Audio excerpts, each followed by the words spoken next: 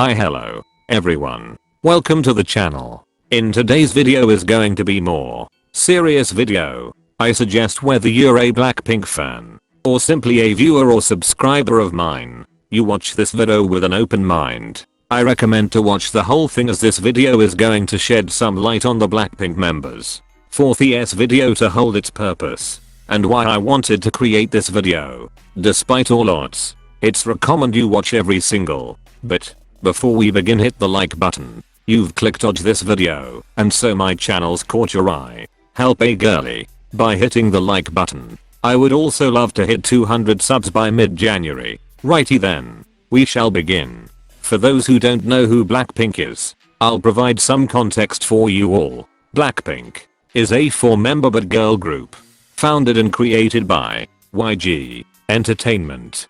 Blackpink debuted on the 8th of August 2016 with 2 debut singles, Whistle and Boom Baya. The group consists of Jennie, the main rapper, Jisoo, the visual and oldest member, Rose, the main singer, and Lisa, the main dancer and youngest member. The group at this moment in time have existed for 4 years and 4 months, making them a veteran group. 4 years is the same period a college student will finish law school or med school. Just to put the group's duration into perspective, over those years, all of the members have been subjected to a crazy amount of hate and an equal amount of love too. I mean, the group's quite popular, but not just because of their high profile company but in literal album sales. During their debut era they were swinging nominations and win left, right and center. The one on the Inkigayo, a Korean broadcasting station where idols perform at. The group, a mere 1 week old, won their first win a literal week after debut and went on to become a million seller with their long awaited full album, the album which was released earlier this year. This fact alone proves the group is successful in their own right. Well, now that we know that, they must be happy. What an ideal life. Thousands of money, successful songs, wins and nominations despite having the same amount of songs as most rookie groups. Well, my dear viewers, that's not what exactly meets the eye, or the grass isn't always greener, shall I say. The Blackpink members, while they may be living the ideal life, have endured countless amount of bullying or mean comments or targeted to a lot of hate. You may think this is normal with large and successful groups, and you're right, but what if I say some of the hate is unprecedented and even downright mean? The members, just to provide some context, don't release music very often. This year 2020 was their busiest year yet. This year they had 2 pre-releases, How You Like That Ice Cream featuring Selena Gomez and their official comeback Lovesick Girls. So a trilogy of music. Their official comeback came hand in hand with their long overdue full album. The album, I won't lie, using the album as the title of their first album is equally whimsical, but also uninteresting, but it's work for the group, I suppose. Anyways, with the release of their full album, Blackpink have secured themselves as a successful girl group. And success means you will get jealous and hateful fans jealous of Blackpink's seemingly easy and short success.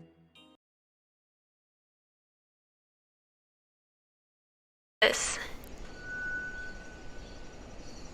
cozy, satisfying, relaxed, peaceful, softness, dreaming. I'll begin first with Jennie, the member in my opinion who receives one of the worst accounts of hate. Jennie is the face of Blackpink in my opinion. When I visualize Blackpink, Jennie crosses my mind and their Blackpink in your area slogan they use. But I digress. Jennie is the face of the group. She's the main rapper who as of recently AHS barely rapped, and the member most adored in Korea. She's the it girl, if you will. Jen is like the popular cheerleader or the girl everyone likes and secretly envies. She's kinda like Regina George in the sense that she's envied and adored and desirable, if you will. The hate she's subjected to gets incredibly unbearable at times, and this is coming from a non-fan of Blackpink. Jennie for the most also has a resting B face, and we all know all too well that people with a natural sour look is perceived as unkind and mean when they can't help it. I even smell a little misogyny where here female idols are hated on for something they cannot control. Yep, smell likes misogyny to me. Furthermore, however, Jennie, unfortunately, is the perfect target online to direct hate and criticism. She's in a successful group despite being under the notoriously hated YG Entertainment. Her group rarely releases music, yet they outsell some of their faves. BLACKPINK aren't like traditional idols in any way, shape or form. One could even say YG created the group to be like Western artists, but it doesn't work in the K-pop industry. No, it does work, but fans are so used to several releases once a year, the variety show content, point V-lives, award show appearances, etc., that when BLACKPINK comes along doing none of this and still being insanely popular, fans are gobsmacked. It's like that one person who never puts any work or input in a group project but still comes out with flying colors. Those people who don't work that hard but come out with fantastic results. BLACKPINK are villainized simply because they go against K-pop expectations. For some people, they even kill the joy or appeal surrounding K-pop. So many people suddenly say, oh, pop songs sucks, they only sing about drugs and love. They're saying this because of K-pop markets themselves as vastly opposite to the West. The Western artists put out new music every 4 to 5 years. Okay, well, K-pop idols put out 4 new tracks each year. Western artists shut off from social media and don't always interact with fans much. No worries, K-pop idols are always interacting with fans. They attend online fan signs just to speak to fans. They perform for most of their career because of the fans. They attend yearly K-Con, the events in various continents, to perform and hang out with fans. K-pop fans are marketed in a way that says to fans, hey, your K-pop idol cares about you a lot, you want to talk to them and be close to them. Attend K-Con or go to Korea and attend ISAC. The list goes on. Point is, BLACKPINK isn't traditional and it angers fans. Jennie in particular has a desirable life. Her channel, her Prada, her fashion items, her lavish clothes. She attends fashion weeks and has sat next to Anna Wintour and Cardi B. Jennie is almost like a hybrid influencer-esque part-time K-pop idol. Her life is desirable and some people don't like it. They don't like how she's happy and successful. They don't like it how she has everything they don't and may never own or have. Jennie is also very animated, and many times you can read how she feels. Fans use her facial expression and resting B face to villainize her, because that way, by villainizing her, they feel better about their inadequate life. These aunties are jealous of where she is in life and being able to use something she cannot control. Unlike her clothes or hair color, they can use that to their own advantage. We then have Lisa, who I would say is the next semi-target member. Lisa digs are less subtle and some of them are even worse because of their subtle and disguises as hate. Before I continue, I just want to add that not everyone hates BLACKPINK and not everyone who envies any of the members' lives is an antis and miserable people. This video is highlighting the antis or Twitter trolls and users who go out of their way to find something to hate BLACKPINK on.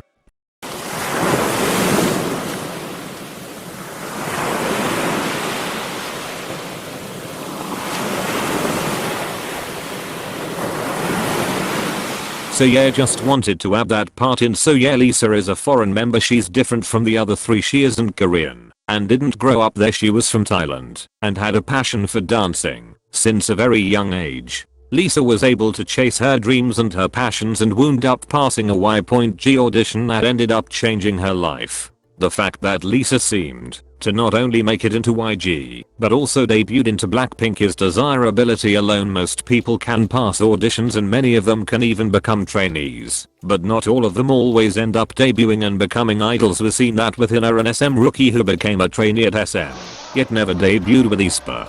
Lisa debuted against all odds, and she made it into a successful girl group. That's something to droll and desire for. Lisa also plays into the EJO or comical and over-animated persona on the variety shows from BLACKPINK's rookie years. We see her put on a baby voice and make cute noises and voices. She's not afraid to goof off. Unfortunately, a lot of people not find her inauthentic, fake funny. BLACKPINK is typecasted as influencers and part-time idols, so people connoted the members to be shy, inauthentic and robot-like. Think of Kylie Jenner and those Instagram influencers that seem fake and superficial. Not that that's an inherent issue, but this is the imagery. Most people connote influencers to people who make money by doing absolutely nothing. Influencers don't have real jobs whereby they have to sit in a 9 to 5 or sit in an office chair for hours on end. Influencers get sponsors, free clothes and products. They get whisked to wonderful holidays to advertise products. BLACKPINK are seen as influencers. Again, one of the reasons why they're so hated. No other K-pop group, as far as I know, has been branded as an influencer.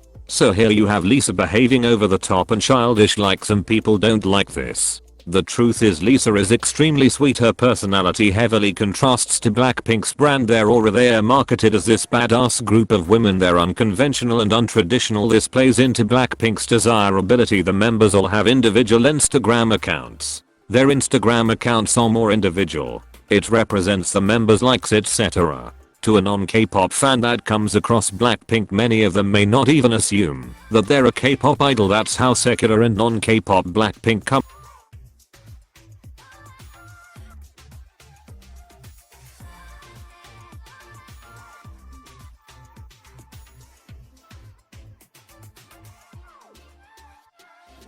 across as. You go to Jennie profile and you get a glimpse of her personality, her life, vice versa with the others members. But even then Blackpink's members' Instagram are still superficial. There's still something missing. Their Instagrams portray their lavish lifestyle, yet they never highlight their personal lives. This is a literal representation of Blackpink. They share a little, but not everything. It's like a half full glass. They never reveal too much of their personal life. They never reveal too much of their music.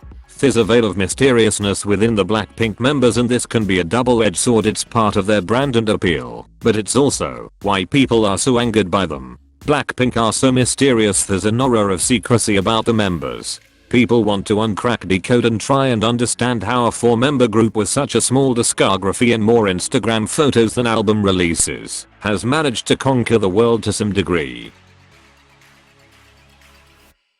Okay, then I feel like I'm going to round up this video reasonably soon.